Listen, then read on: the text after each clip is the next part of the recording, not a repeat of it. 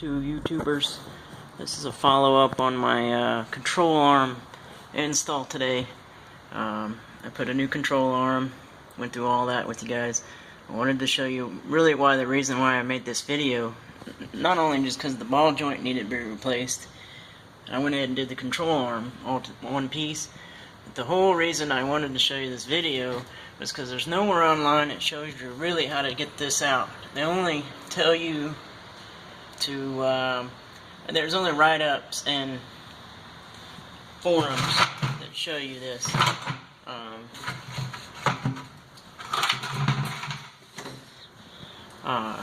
Really wanted to show you this part right here.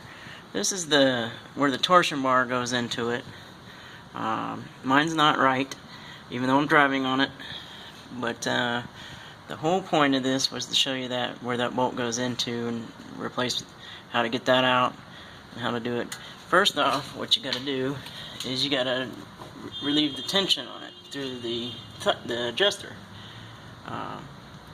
You know, obviously there's the one bolt on that side, but look at the bolt on this side. It's way up there. Nowhere even close, but it's probably because I don't have it keyed the same. And what it is, what you need to do is, this totally comes out. Take all the nut out and the adjustment out of it. You know, of course, have your truck up on jack stands because you got to relieve that tension. But once you get it out, these two separate. It separates right here. This comes off the end of the spline, and what that allows you is to take the torsion bar out, which keys in right here. You pop that out of there. Now, what I didn't do is I kept it in there, even though I had all the tension off of it. It's not all the way in there. So because it's not all the way in here, what I need to do is take it off here again, and then once it's loose, the torsion bar, take it out, and then put it in right, because I think it's binding up. It's probably going to end up breaking. I hope not, because they don't sell those torsion bars. You have to buy aftermarket ones. What's going to do is I'm going to have to take that out of there, lube it up again, and then put it back in there right, and then reinstall it back here, because I didn't do that. All I did was take it loose, and then I pounded on this end the best I could to get it in there, and then I put my bolt back in. But the proper way would be to take that all the way off so that you can have this bar loose, and then you can put it at the right angle before you put it in down here. Because obviously that's not right, because there's that side, there's the driver's side. It's all the way in there. You don't see any splines. There's no splines there.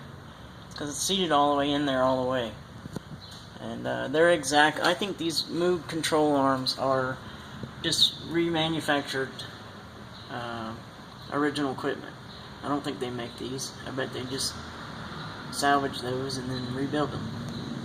But yeah, because if you look at I'm obviously not keyed the same, because look at how far that one is out compared to this one. It's all the way up in there. You can't even see it. It's all the way up in there. But if it's all in how it's keyed, and I imagine these the angle of that piece in there, which I've beat all to hell trying to get it in there, is you can tell they're not even at the same angle. They're way around different directions. But I was just letting you guys know, because I have never been able to find the same video on this. But I hope this helps out. There's a mold inside there that comes out. I explained that in the other video. But best thing to do is they always tell you to take the tension off there, but that will come out. People are cutting this right here, cutting the bolt. You shouldn't have to cut that. That bolt is not that seized up. Even if you do live in a rusty, I don't think. I mean, if it is, you're screwed over. You need to get a new vehicle anyway. But this is rebuildable, and you can take it out.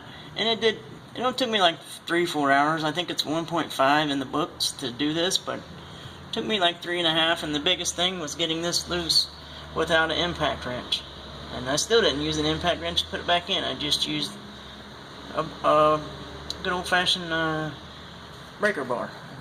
I retightened them back up, and so they're fine. But my main thing was the ball joint. And look at there, it's nice and pretty. And then my next step is rotors and brake pads. And then of course I got to do the other side, to do the oil controller. And it's not blown out, but as you can see, that's penetrating lube because I put new sway bar link bushings on there and the new shocks already. So now when I go to do it, I just got to undo that, put the new control arm in, boom, boom, boom, good to go. But and maybe I'll post a better video of how to do that when I do that side, being I already know how it all comes apart. Thanks for watching. Comment, like, subscribe, all that good stuff. Subscribe, and then hope you guys enjoyed it.